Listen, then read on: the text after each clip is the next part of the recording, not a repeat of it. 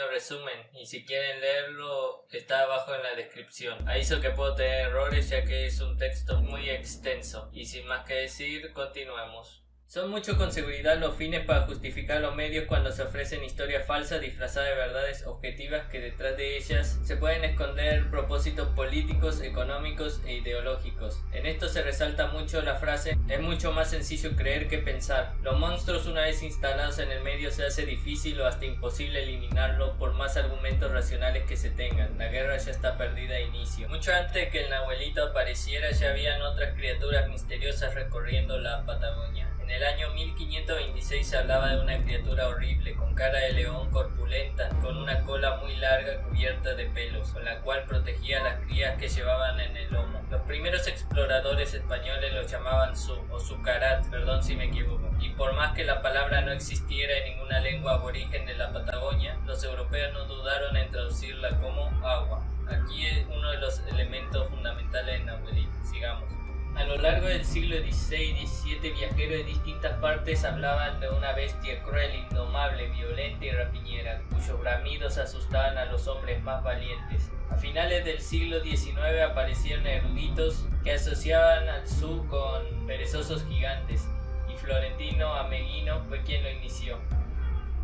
En 1895 un estanciero alemán llamado Hermann Eberhard, en el extremo sur de Chile, descubrió junto a su amigo una inmensa cueva donde encontró un trozo de cuero fresco, perteneciente a un animal que no pudo identificar, según decían ellos, que era una coraza natural flexible, dura, resistente a flechas y a balas, por lo que se lo llevó a su casa. En 1896 un explorador de origen sueco llamado Otto Nordenskiöld se encontró con Eberhard y cortó un trozo del cuero para ser enviado a Suecia para ser analizado por el célebre paleontólogo Einar Lomberg, quien concluyó que pertenecía a un milodón o perezoso gigante. En 1897 Francisco Pascasio Moreno pasó por la estancia del alemán y envió un pedazo al Museo de Ciencias Naturales de La Plata para su posterior estudio.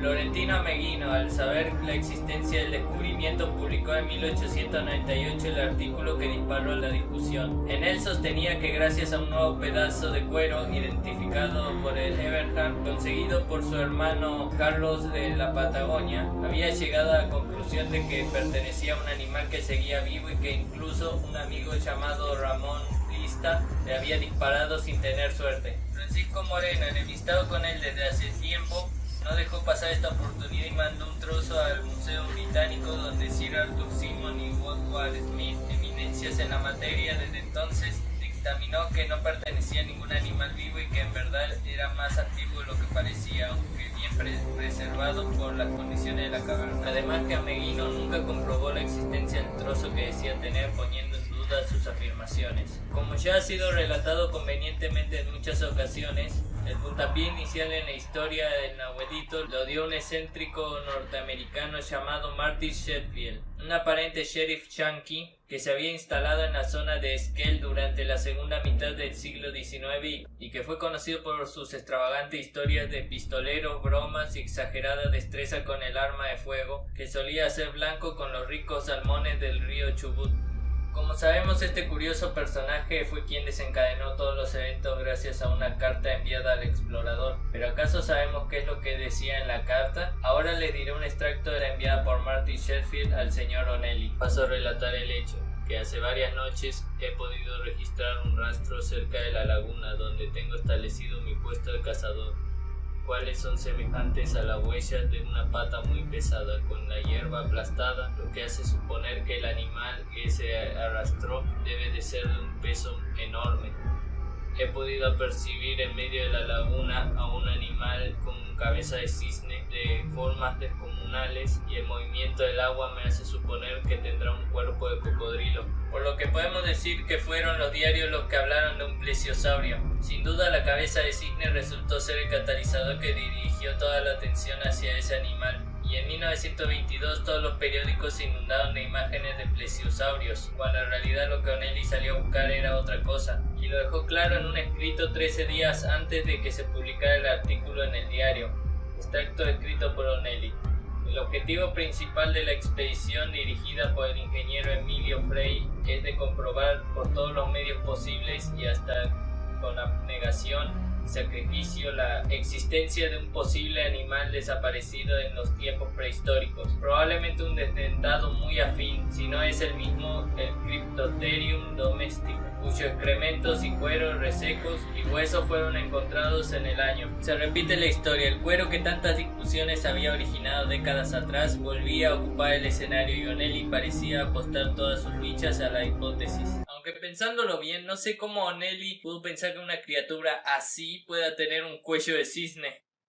Además que O'Neill nunca mencionó al lago Nahuel Huapi, que tampoco fue el escenario de la búsqueda. El ingeniero Frey y su equipo serían los encargados de averiguar dónde había sido vista la criatura por primera vez, aunque no de manera muy clara. Casi un mes después de la partida de Buenos Aires, Frey llegó el 21 de abril de 1922 a orillas del espejo de agua en el que el cazador norteamericano decía haber visto a la extraña criatura, pero Martin Sherfield nunca apareció. Quién sabe, capaz se fue a pescar bagres. ¡Agarramos! ¡Dale! ¡Mira cómo salta! ¡Existe, Pepe! Nunca estuvo presente a la hora de buscar el ejemplar. En su lugar se encontraron a su esposa e hijos, de los cuales uno de ellos, llamado José, sería quien lo llevaría hasta una pequeña e insignificante laguna rodeada de árboles de 300 metros de diámetro y menos de 5 metros de profundidad, y a los pies de un cerro llamado Pirque. Escribió Frey en su nota: hicimos ese mismo día una picada a través del monte, donde instalamos un buen puesto de observación para dominar toda la superficie de la lagunita. A esta la llamé la Laguna Misteriosa, pero el sitio ya tenía nombre, se la conocía como la Laguna Negra, una denominación muy apropiada para tener en cuenta a un monstruo como huésped. Hoy en día nadie conoce la laguna por ese nombre, sino con otro mucho más explícito, la Laguna del Plesiosaurio, en valle del río Epuyén, provincia de Chubut. Apenas 2 días después de haber llegado, Frey dio por terminada la búsqueda el 23 de abril de 1922, levantando campamento y emprendiendo la retirada.